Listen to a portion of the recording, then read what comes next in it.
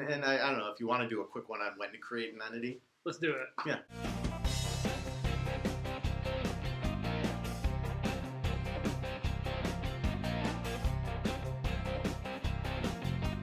And action! I got it right this time. Figured it out. So guys, I'm sitting down with Paul Pimpinella from Compson Pimpinella, and we're talking about when to set up a business entity. So the two scenarios that I've thrown out to Paul are, I am a art dealer, I make art for people, and I have started a business, and the other option is that I'm a landscaper and I've been cutting lawns and plowing driveways for a couple years. When should I start an entity?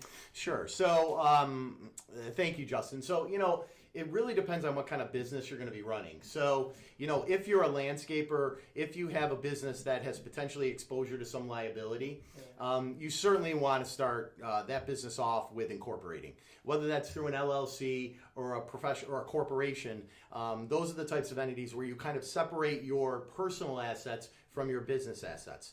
And one other important thing when you set up a business is not only do you incorporate, but you need to have sufficient liability insurance. And a lot of times that comes with an umbrella policy, so you can kind of layer that on top of your business. So if you're in a high-risk business like landscaping or construction or almost any number of service business, you certainly want to separate your personal assets from those assets. So what I think about is the potential for somebody to sue me for something that I did wrong. So the service business, you could mess up somebody's house and they could sue you, or even if you're a cake baker and somebody gets salmonella poisoning or they put an ingredient in that you're allergic to, they could sue you for that. But art dealer or art producer may be a little bit different. Yeah, I mean, if you're working out of your house or you're maybe selling sculptures or paintings, just as one example, that's not really a high-risk business. So I think something like that, you could probably go with a DBA and that could probably be sufficient.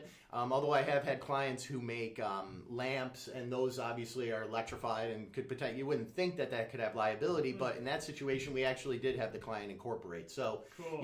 The cost of doing it far outweighs any potential liability that you might have down the road. Hopefully never, but you want to protect yourself. So if you guys have any questions, talk to Paul Pimpinella about setting up an entity. He'll guide you in the best direction and the best legal structure for your business.